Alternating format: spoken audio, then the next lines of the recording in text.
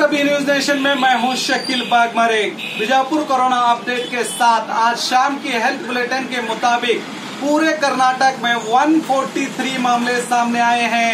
ये भी चौंकाने वाले मामले ही हैं। अगर सुबह की मेडिकल रिपोर्ट की बात करेंगे तो सुबह 116 मामले सामने आए थे और शाम होते होते ही और 27 नए मामले सामने आए हैं। इस वक्त 143 टोटल कर्नाटक में नए कोरोना पॉजिटिव मामले सामने आए हैं।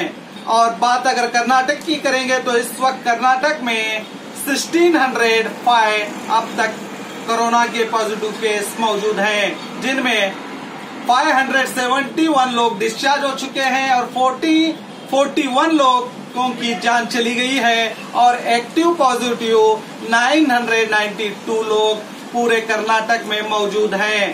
143 में आज सुबह बीजापुर से एक ही मामला सामने आया।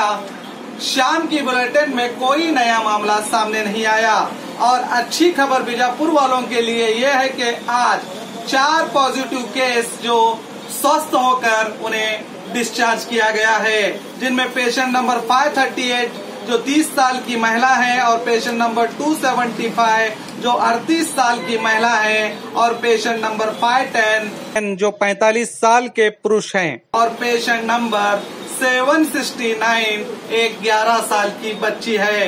इन चारों लोगों को डिस्चार्ज किया गया है और अब टोटल जो करना है बीजापुर के अंदर 61 पॉजिटिव केस जो पाए गए हैं, जिनमें 4 लोगों की जान चली गई है, 37 थे और ये प्लस 4 लोगों को मिलाएंगे तो 41 लोग अब तक डिस्चार्ज हो चुके हैं और 15 लोग अब पॉजिटिव यानी कि एक्टिव पॉजिटिव केस इस वक्त कोरोना हॉस्पिटल में मौजूद हैं।